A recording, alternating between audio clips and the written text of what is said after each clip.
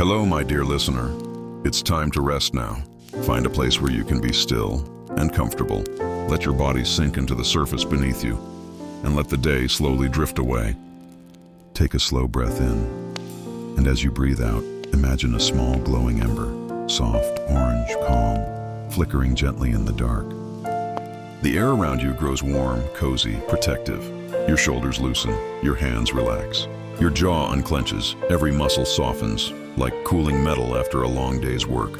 You are safe, you are home.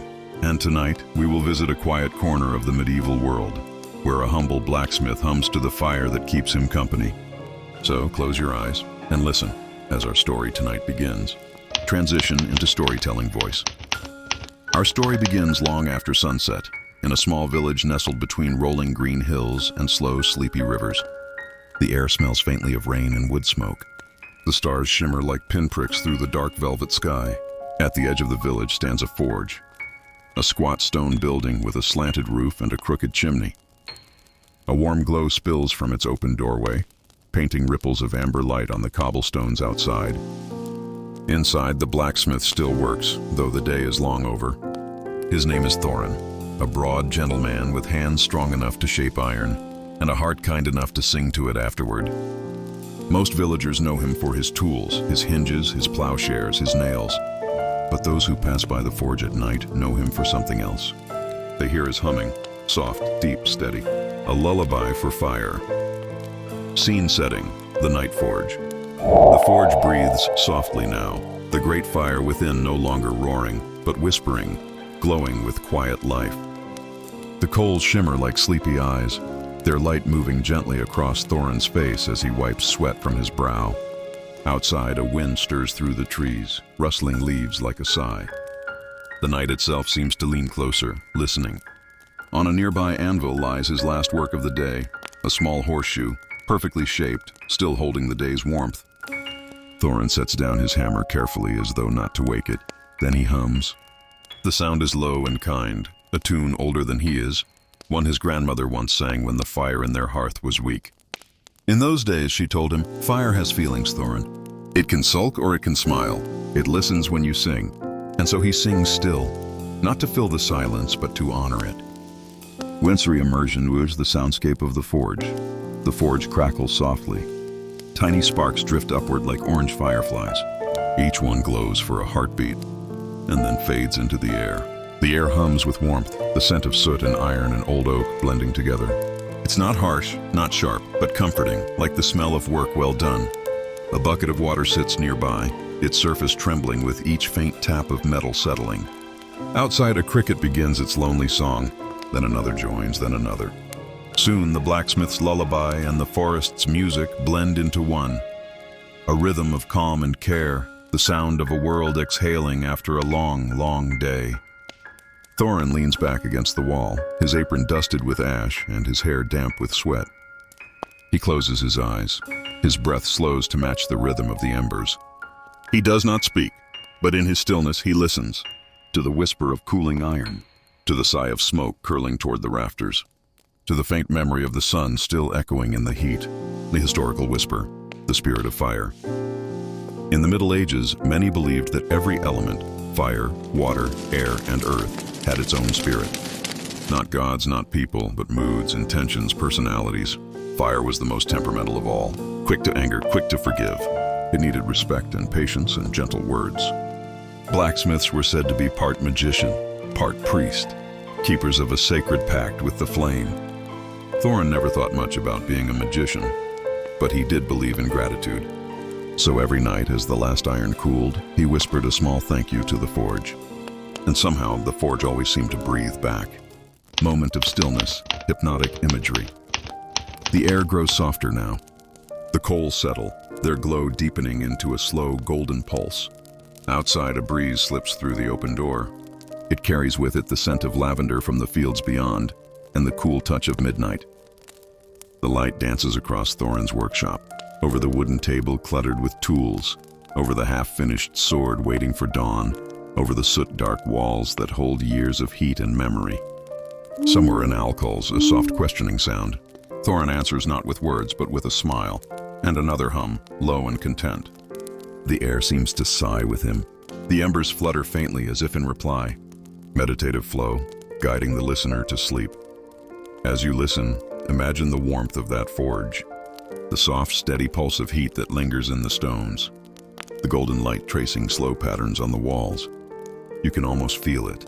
The comfort of warmth after a long day. The peace of knowing everything is as it should be. The hammer rests, the fire listens. The blacksmith hums, all is quiet now. You are safe here in this little corner of the old world, where work and rest meet under the same glowing breath of flame. The air hums low, like the earth itself is sleeping. And maybe, just maybe, the fire dreams too. Thorin sits in his chair beside the anvil, the wooden legs creaking softly as he leans back. The forge before him looks half asleep, embers glowing deep orange, occasional sparks flickering like tiny yawns of light. He hums again, a melody that has no words, only the slow rise and fall of breath and tone. And then he feels it. A faint pulse of warmth moves through the air, not from the coals, but from something within them. It feels alive, listening, almost breathing with him. He opens one eye, half smiling to himself. He murmurs softly. So you're awake too, old friend. The coals answer with a low pop, a spark leaping up, then falling back like a nod. Medieval belief. The fire spirit. Long ago, his grandmother told him stories of salamanders. Not the lizard-like creatures, but spirits of flame that danced in hearths and forges. They were said to be shy, easily frightened by harsh voices or cold hearts. But if you treated them with care, they would keep your fires bright, your metal strong, and your home warm through the bitterest winters. Thorin had always half believed her tales, not because he saw spirits, but because he felt the truth of them. That warmth responds to kindness. That flame, like people, glows brighter when loved. So, he keeps humming, his tune winding through the air like a ribbon of sound, wrapping gently around the sleeping forge. And the forge seems to hum back. A low, rhythmic thrum fills the workshop, so soft it could almost be his heartbeat. New soundscape. Night deepens. Outside, the moon rises higher, silver light washing over the thatched roofs of the village. An old mill wheel creaks somewhere in the distance, its turning faintly echoed by the rhythmic drip of water nearby. A pair of moths flutter through the doorway, drawn to the forge's fading glow. Their wings flicker like shadows over the coals.